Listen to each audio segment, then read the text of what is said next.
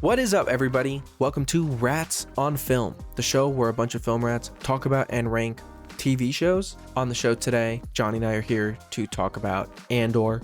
I have friends everywhere. We do TV now. We do TV now? We do TV now. Only when it's good. Yeah. Only when it's good. Peak television. Only when it's Andor, maybe. We'll see. We're still the film rats, but listen, Andor just came out. We both finished it. Johnny, the biggest fan I know. I'm the Andor guy. I also really enjoyed the show. Yeah, Johnny, sponsored by Andor. Not the podcast, just him specifically. I watched it day one. I begged and I pleaded. I got on my hands and my knees and I begged Andy and Xander to watch it. And they were like, no, that looks dumb. And in time, they came around. I don't watch a lot of TV. I watch more movies. And I just was like, Rogue One, just okay. I don't know if I need to watch that. But if you like Star Wars nowadays, you got to watch the TV. That's just the way it goes. So this is just like a little bonus, a little supplemental episode. We just wanted to talk about Andor. The greatest show ever made. Yeah, it won't be any ranking or anything like that. Just a couple little rats here. Talk about the latest and greatest Star Wars show. Oh, yeah. And I wanted to say, too, that you and Andy always say that I overhype shows often. You have a tendency to do that. Yes, that's true. Well, and maybe we do a Rats ranking where we rank all the shows that I have on text message proof saying this is the best show of all time in the last like 5 years. Because that's at least 5 or 6 shows. But this would be number one of that ranking. This show is the best show of all time. There, I said it. See, that's the thing where Andy and I have been talking about. No, but it is, though. But it is. And it's done now. And we've seen the whole thing start to end. And we can definitively say, did not falter. Incredible the entire way through. I'm not even, like, I'm joking, but also I actually love this show and think it's incredible. No, he loves the show. He also got on his knees and begged me to do a rat supplemental for this. I'm sick of doing these. We gotta talk about these Andor. these dumb movies. Let's talk about something good. Let's talk about the greatest show ever. I mean, why wouldn't we? No, yeah, I quite enjoyed Andor, so I'm excited to talk about it.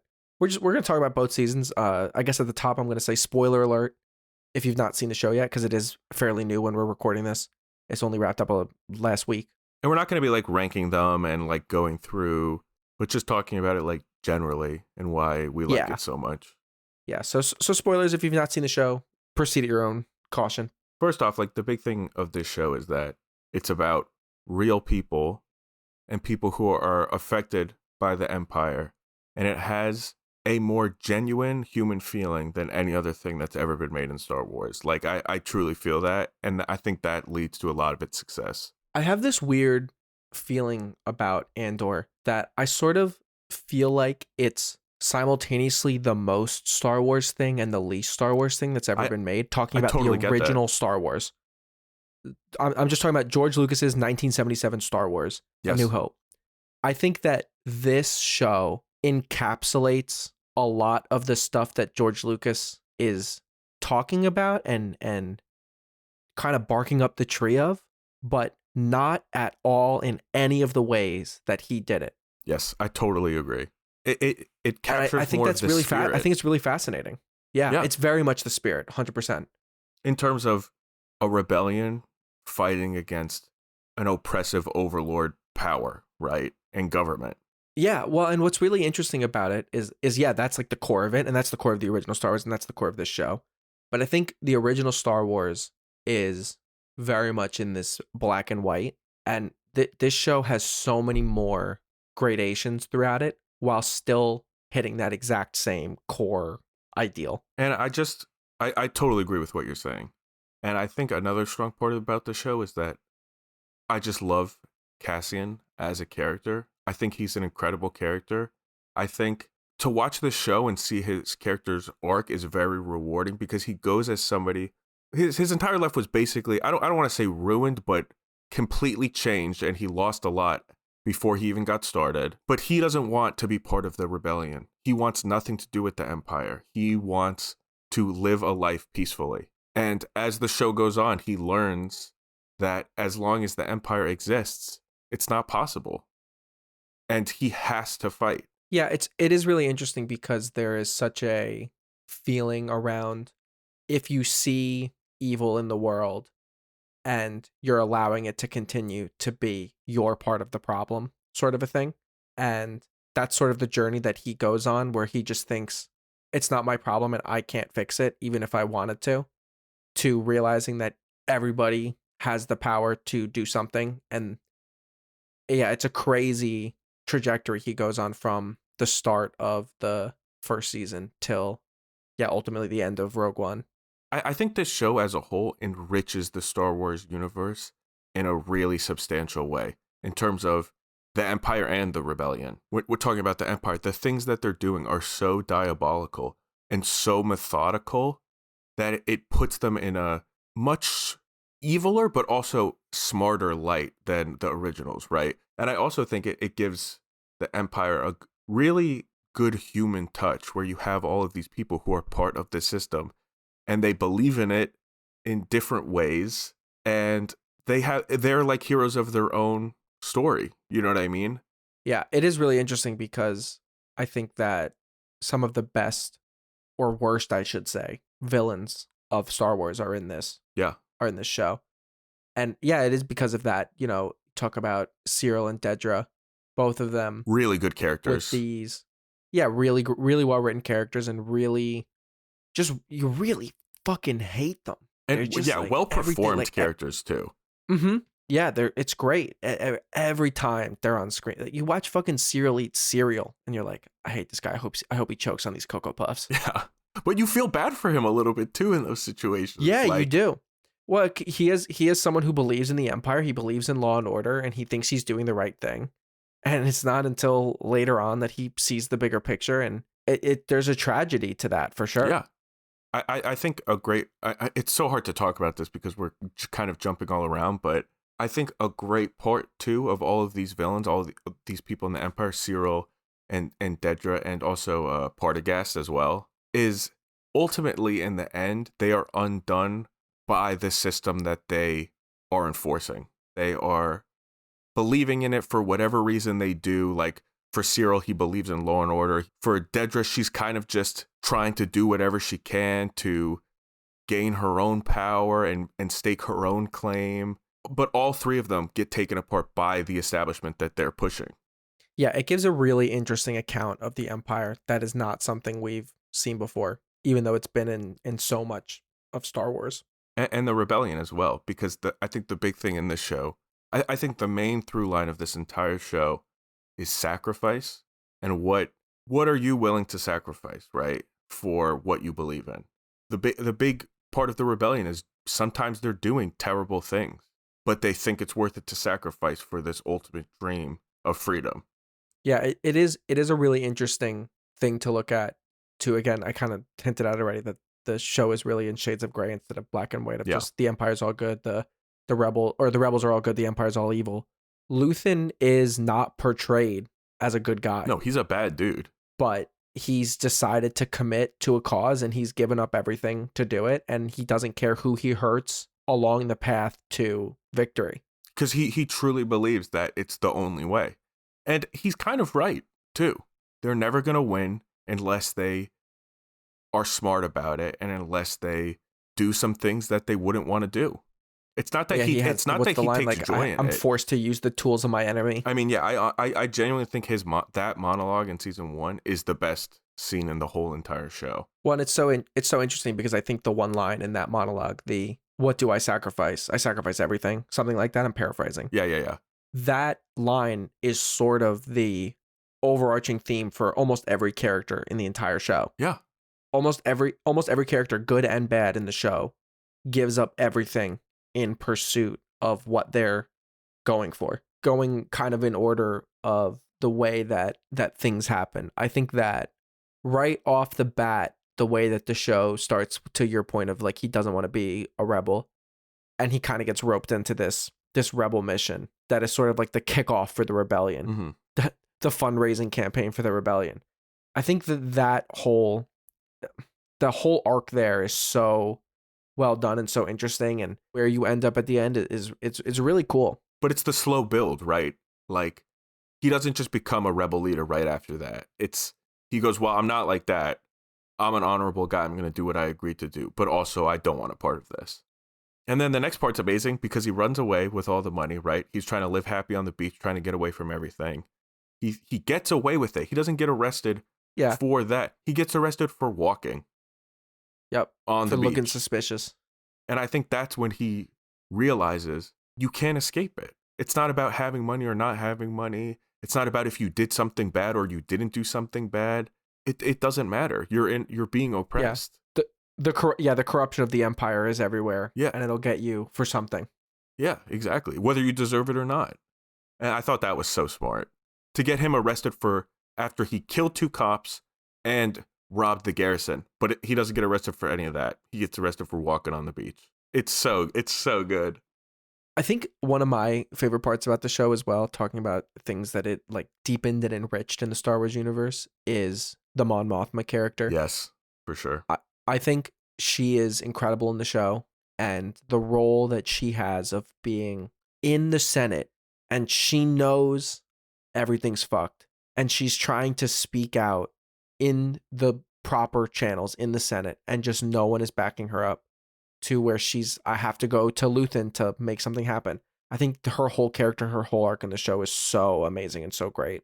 Well, yeah, she's a really well done character. The first season is really interesting in that everything is kind of done in little 3-episode arcs. The second season, it's even more extreme, where every 3 episodes is a 1-year time jump.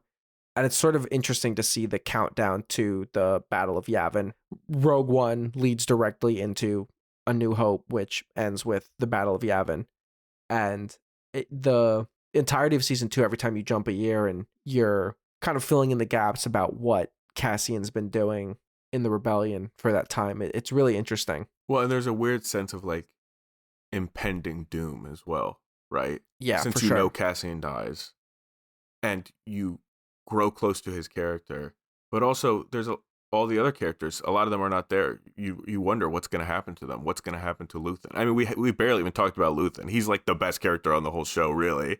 Mm-hmm.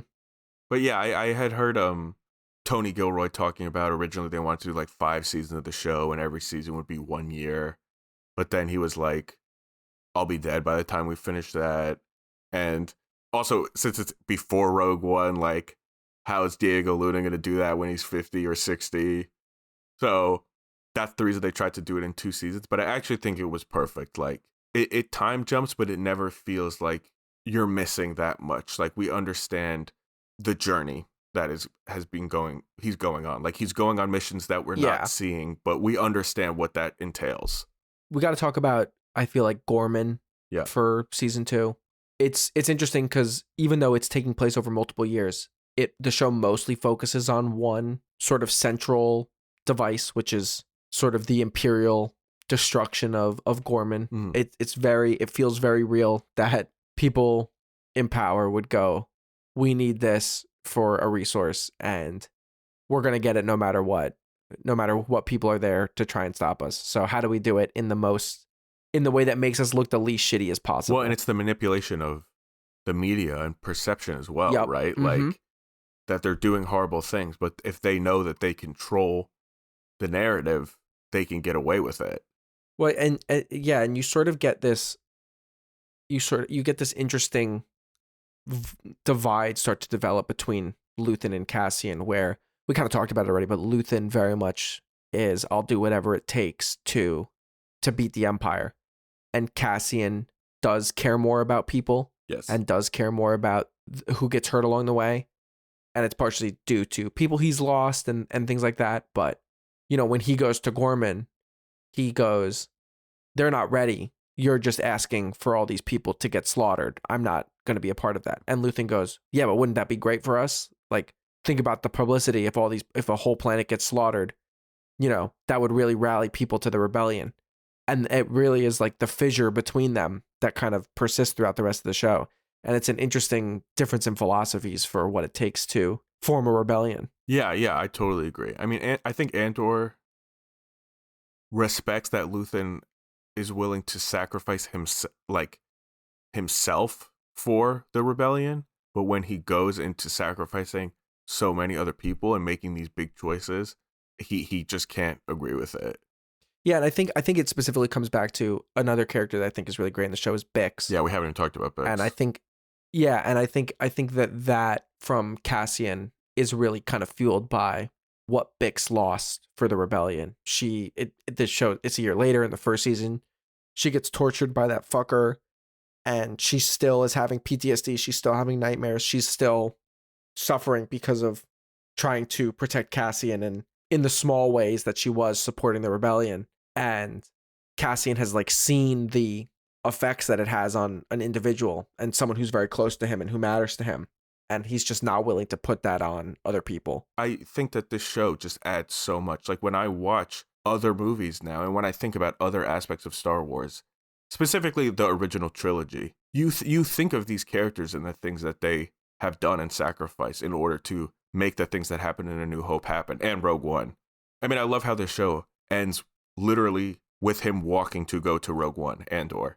Yeah, yeah. I watched the end of the show. I watched Rogue One, and Rogue One was a movie that in the past, like, I was not a huge fan of, and I had often seen a lot of people online rank it very highly and say it was like their favorite Star Wars movie, and I never understood that because I always felt like this, even though the action and the visuals were so cool in Rogue One, the characters were so lacking that it didn't have the punch that it should have had because I didn't have enough information about any of them and I didn't care enough about them to really feel it. But I watched it again and it makes that movie so much better with Andor's character in particular, but also all the other characters that are not even in it because you just think about the sacrifices, right?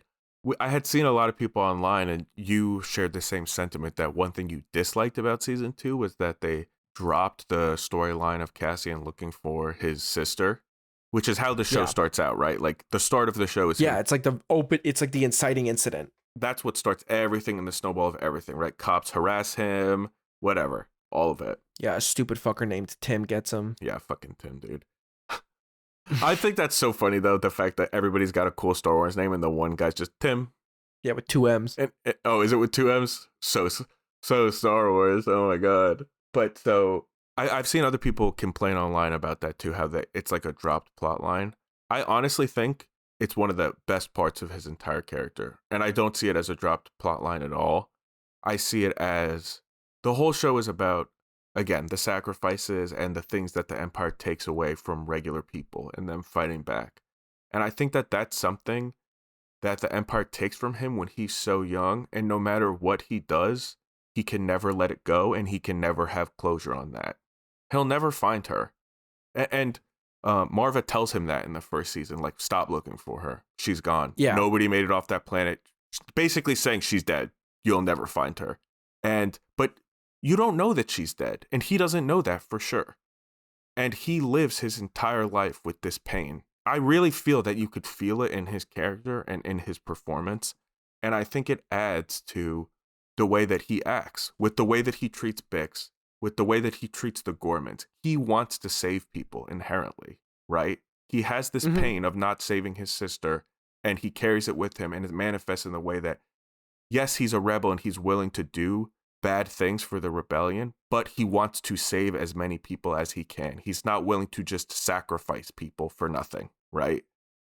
And you really see that manifested in the show in the way he saves Mon Mothma from the Senate. He goes back and he saves Clea. And I think that that is a core part of his character. And I think that there's just a feeling in viewership sometimes that everything needs to be tied up in a nice little bow. Like you need closure on everything. And I think the decision to give no closure on that, and then in like the final scene of the whole thing, he's dreaming of her as he's going into Rogue One. It's always on his mind. I think is like very, very powerful. Yeah, I think that all of that's true. I think for me, and this is, maybe getting into like sort of the discussion we'd have at the end. Yeah, but I'm jumping on. You're trying to keep it organized, and I won't allow it. It's fine. It's fine. You said that you like Rogue One more after this show. Yeah, way more. And that you think that this show makes Rogue One better. I'm in the opposite camp where I think the show's really good. I think Rogue One makes the show worse because they did a pretty good job leading everything into Rogue One, but Cassian just doesn't feel like the same character in Rogue One that he is in the show. And I think that where I'm coming from with like the dropped sister plotline is there's a little bit of weirdness in Rogue One now with how things end in the show versus how things end in Rogue One, where I'm missing that, it's always on his mind, but it's not on his mind in his last moments. You know what I mean? Like it's not Well, but something you don't that know he's that thinking it's about the not. end. Bix is, He could be. but He's Bix is sitting not. there. Why is he making eyes at Jin or so? And there's like this weird romantic tension. I don't think in it Rogue is. One. I don't think it is romantic. I mean, part of it is because I watched it before this. Sure. But I still feel like it feels now out of character for him where, you know, this is taking place moments after Andor ends. And he is still thinking about going after Bix when this is all over. Yeah, which is Bix tragic. doesn't feel like, yeah, which is tragic. And I think that Bix's character is that moment that she makes that decision that Andor is really important for the rebellion. And the thing that's holding him back from giving his all to the rebellion is me because he cares too much about me. So I need to go away for the sake of the galaxy, I think is an insanely powerful decision that she makes and a really big sacrifice that she makes. But then I'm missing that in Rogue One where I'm like, there's no mention or, you know, inflection or anything to any of that kind of stuff. I mean, I kind of see what you're saying, but I don't feel that way at all. I don't feel like he explicitly needs to say, oh, Bix, like somewhere in the universe, I hope you're thinking of me. Like, I think with the context of the show, his character was so impactful to me that I can watch Rogue. Like, he doesn't have a lot of lines in Rogue One. You know what I mean? No. Like, he doesn't say a lot. So I feel like I am willing to, with this new context, and I know it's like a retcon. I'm not saying it's not. You know what I mean? Like, that all of this was in his emotions at the time. I think he had a vague idea of the background of the character, right? Like, someone who's been in the fight since they were 6 years old and had to do a lot of really bad things and lost a lot of people, right? Like, he has that in his acting. But with the context of the show, I'm able to watch Rogue One and feel so much more emotional about his character and his character's ending than I did before. And it makes the movie infinitely better to me. Yeah, I don't see it. It just doesn't connect to me in the movie. Yeah. And it's just because the movie's just kind of a mess. There's too many rewrites that you can see. He's a different character. The beginning of the movie is all over the place. I do think the second half of the movie is pretty strong. I think too, you know, talking about the end of the show now and like getting into Rogue One, something that I found really interesting about season 2 was the way that it was, the ending was paced out, where episode 10 is really the climax of the show. You know, when Luthen actually puts his money where his mouth is and makes the ultimate sacrifice, right? He's putting people in harm's way. He's killing people to keep secrets. Yeah. And then when push comes to shove and he's now the one who's going to be the leak, he does actually make the ultimate sacrifice and try and kill himself. It doesn't ultimately work. And Clea has to pick up the pieces. And I think the backstory of Luthen and Clea's relationship and that weird sort of like, he was a bad guy and he did a bad thing. And it took seeing her being affected by it to kind of snap him out of it. And it's almost this, it almost feels like he committed to the rebellion for her, not even for him. Yeah. I mean, that's one of the best episodes in the whole show, that backstory. Yeah. And you're waiting the whole show for more information about his character, more about his backstory. People are like, is he a Jedi? He's got this staff. He's got a kyber crystal. Like, what? Right. I'm glad he wasn't a Jedi, but still, like, we're clamoring for information about his character. And it was really well done. And they added a lot to Clea as well, who's a character who is always there and she's important, but it wasn't somebody you were expecting to have such an integral part to the ending.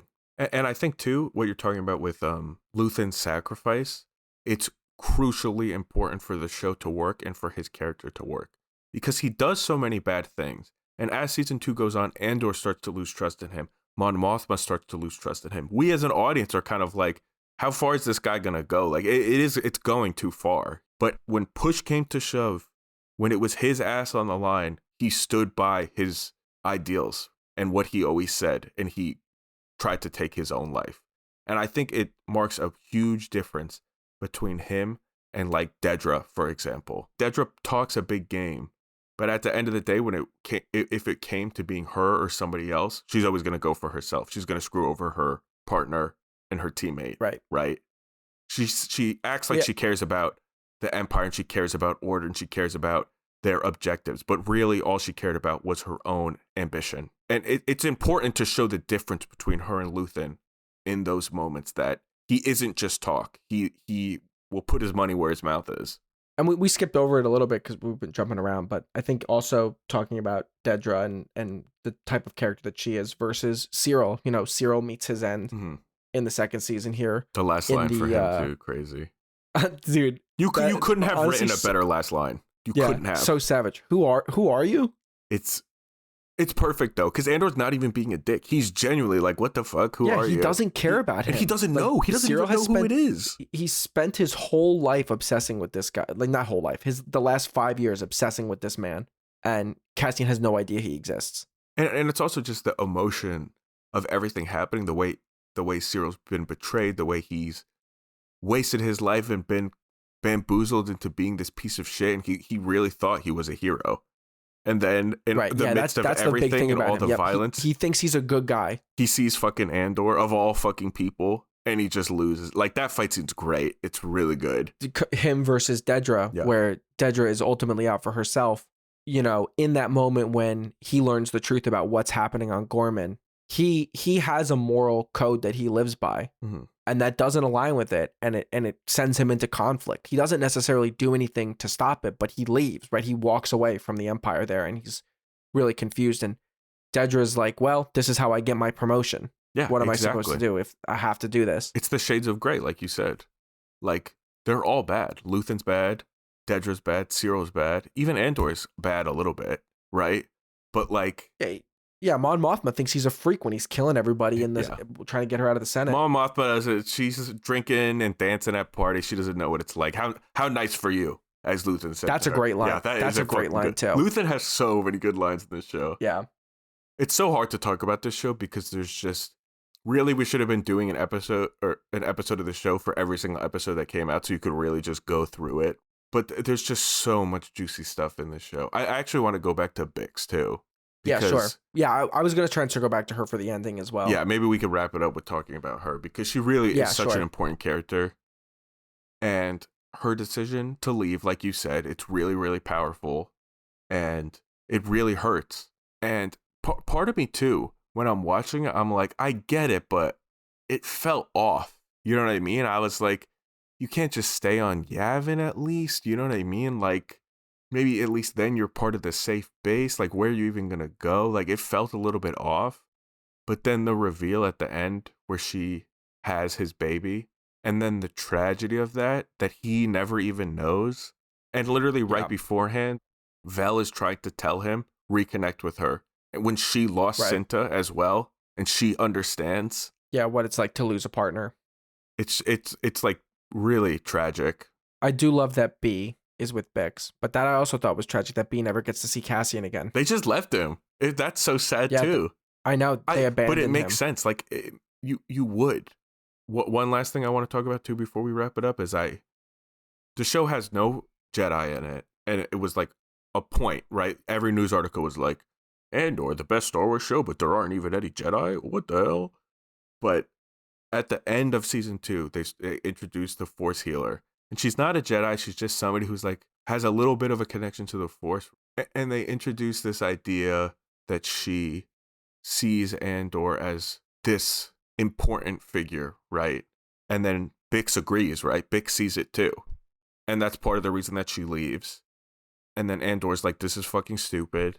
I don't believe in this shit. I'm just doing my job. I'm just a soldier, blah, blah, blah, blah, blah. Then when you're watching him do the final walk in the show, going to the ship, going to Rogue One, and they nod at each other, and you like understand how he's accepted that he will do whatever it takes. I mean, just peak. Just the best. Shout outs to K2. I loved him in the show. Yeah. Great. A perfect amount of K2. The way he comes in is great too. As Bix leaves and Andor has this like hole in his heart.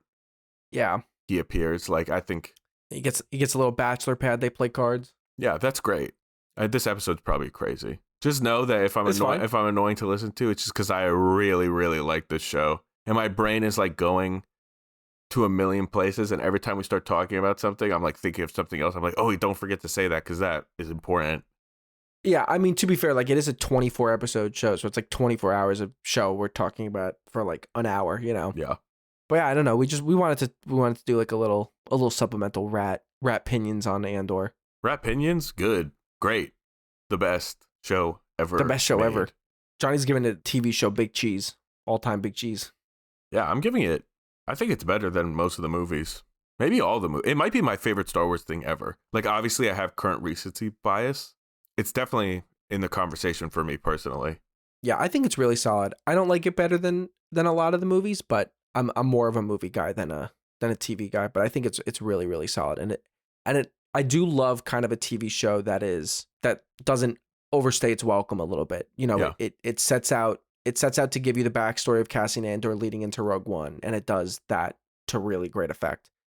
All right, you got any other closing thoughts on Andor? No, I just feel like I went all over the place and this is fucking insane, but you know. I mean, what would I give to have more Star Wars content like this? And then right here you edit in everything. Okay. No, you don't have to. This is it's just the Rogue One of Rats episodes. That's all over the place. Yeah, exactly. We're jumping from planet to planet. What are you rebelling against? People not watching Andor? Yes. I've been doing it since I was 6 years old. Well, thanks for listening to this little supplemental Rats episode. Go watch Andor. Let us know what you think about it, unless you don't like it, because then Johnny will. Yeah, if you don't like it, fucking take a hike. Beat it. Yeah. Follow us, Rats on Film Pod, social media, Apple Podcasts, Spotify, YouTube. We'll be back to talk about and rank some more movies at some point. Maybe we'll talk about some other shows. We'll come back for Rats on TV for some other occasion. Bye.